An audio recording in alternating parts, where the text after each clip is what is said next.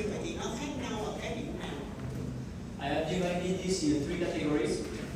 Number one, the Italian way, French way, and then American way, because they're like the main way of making ice cream and gelatos. Thì sếp chia ra làm 3 phần ha. Thì đầu tiên sẽ là phần mà cách người ta làm, người Ý người ta làm gelato, cách mà người Pháp người ta làm kem và cách người Mỹ người ta làm kem. Thì ba cái này sẽ là ba cái loại dòng kem chính mà mình sẽ hay gặp. The first thing we can see is like fat content. We're gonna see that depending on the kind of formulation you want to do, you're gonna have less fat or more fat. So usually Italian way they will have less fat content, while in France it will be quite similar as Italian, but then for American side, then definitely they will have higher fat content because of the regulation as well.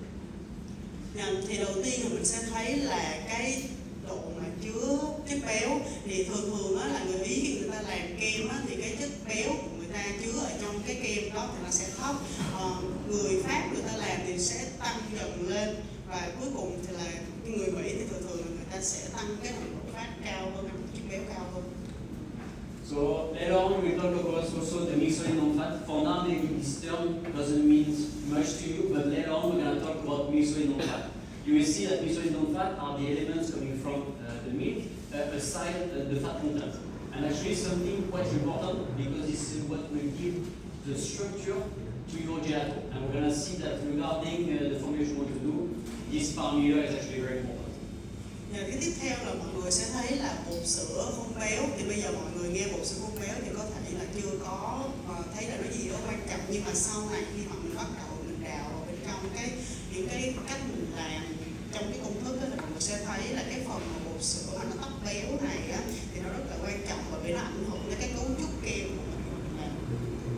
Total solids will be the amount of dry element inside water.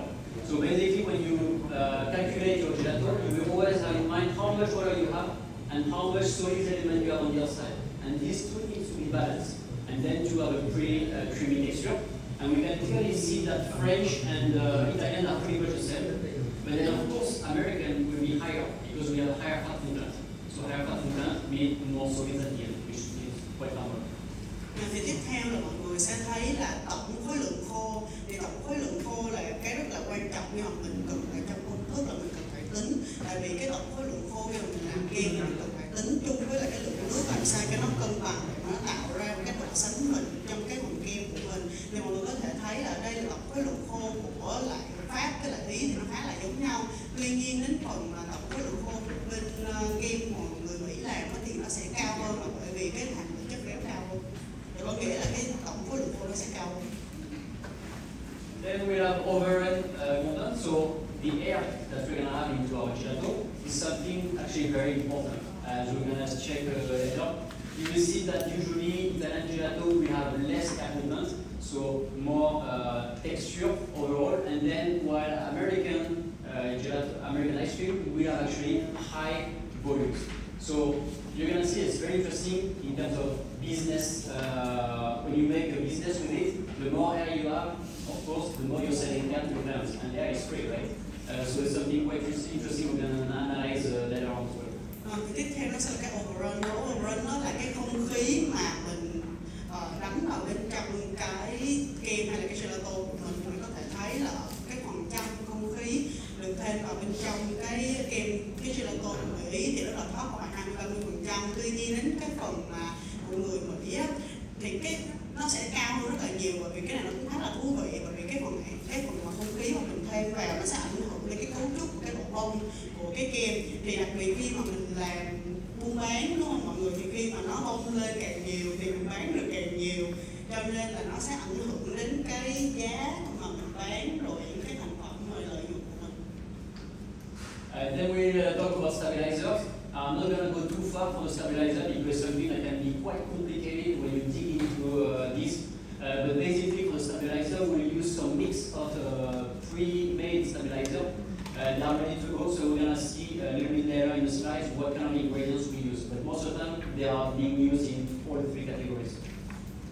Tiếp theo là cái chất ổn định. Thì cái chất ổn định này thì mình cũng sẽ không có đào sâu vào hiện tại. Thì sau khi tí nữa là chef sẽ giải thích cho mình một số những cái chất ổn định. Thường là mình sẽ sử dụng những cái chất ổn định mà đã có sẵn ở trên thị trường. Đa số là mình sẽ xài hết luôn đó. Có nghĩa là những cái này là nó sẽ có những cái chất ổn định nó đã bao gồm hết gần như tất cả những cái chất ổn định mà mình cần. In egg yolks, you will see that sometimes in some formulation we may use some egg yolks. In Italy, they don't use it so much, but then more to the north side of Italy, it's a little bit more common. But in France, we do use actually a little bit more often. It's personally a taste that I don't especially like. That's why when I use egg yolks into a formulation, we will see it there, especially tomorrow. I use usually 3% to give a special texture and taste, but I don't go higher than this. But some formulation in France may go up to 10-11% of yolks, and in that case you have a very specific taste. We'll talk about it. Thì tiếp theo sẽ là cái phần lọc lõi trứng. Thì thường cái phần lọc lõi trứng này á, thường gelato người Ý người ta sẽ ít có xài, nhưng mà những người mà thường phía Bắc của Ý thì người ta sẽ xài nhiều hơn. Còn bên Pháp á, thì chef Pháp thì thường khi mà làm gelato cũng có thể là sẽ thêm cái phần lọc lõi trứng nhiều hơn. Thì thường đó là chef thì chef không có thích cái việc mà mình thêm cái lọc lõi trứng vào trong cái công thức, bởi vì nó có những cái gọi là cấu trúc cũng giống như là cái vị của lọc lõi trứng. Thì nếu mà sau này hoặc là ngày mai á, khi mà mọi người thấy là chef chia sẻ về những cái công thức làm kem của chef đó, thì trong cái công thức của chef chỉ chứa đâu đó khoảng 3% là lọc lõi trứng thôi, bởi vì là chef muốn là cái cấu trúc cũng như là cái vị như vậy. Nhưng mà một số chef ở bên Pháp á, là người ta có thể nâng cái tỷ lệ lên 10-12%, thì nó sẽ có những cái hương vị và cấu trúc đặc biệt, đặc trưng riêng mà mình sẽ nói sau này. Then I'll talk about the serving temperature later on. And you will see that in Italy usually they will serve temperature a little bit actually higher temperature. So around -11, -13 regarding the display. And usually in Italy they will serve it a lot with a spatula like this. The goal is to have something very creamy and then to have a warmer temperature to have more aromas. Because we see colder temperature less aromas, higher temperature more aromas. Thì tiếp theo là mình sẽ nói về cái nhiệt độ mà mình coi như là phục vụ cái kem đó cho khách hàng. Thì mình có thể thấy là ở Ý á, thì người ta sẽ phục vụ cái kem đó, cái nhiệt độ nó cao hơn, đâu đó khoảng từ âm 11 tới âm 13 thôi. Thì thường á, ở Ý là người ta sẽ sử dụng cái muỗng đó để mà người ta có thể phục vụ kem. Thì tại vì người Ý người ta muốn là khi mình phục vụ kem thì nó ấm hơn, cái nhiệt độ nó thấp hơn, cái nhiệt độ nó cao hơn thì nó sẽ có nhiều cái mùi hương hơn. Có nghĩa là cái nhiệt độ mình nó xuống thấp á, thì nó sẽ ít hương hơn, cái nhiệt độ nó cao hơn thì nó sẽ nhiều hương hơn. Thì người Ý người ta muốn phục vụ cái gì đó nó nhiều hương hơn, nó mềm hơn, nó mượt hơn.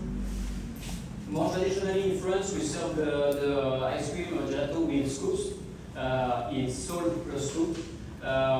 So that's also the texture needs to be a little bit more firm if you want to have nice scoops. If you serve it with a spatula, of course, the texture needs to be more soft to be able to make a nice texture. And the same for United States, usually is per scoop. Còn ở Pháp với lại ở Mỹ thì thường là người ta sẽ múc kem bằng cái scoop múc đó. Cho nên thì người ta sẽ không có sử dụng cái spatula là cái muỗng ha. Thì nếu mà mình muốn múc kem bằng cái scoop này thì mình sẽ cần cái độ đông mà nó đông hơn, nó cứng hơn, cái phần kem nó sẽ cứng hơn, cái nhiệt độ nó sẽ cần phải thấp hơn. Còn nếu mà mình sử dụng cái muỗng thì thường là cái kem nó phải mềm hơn, mình dễ thao tác hơn. Khi mà người ta múc lên á, thì sẽ cần cái nhiệt độ kem nó cao hơn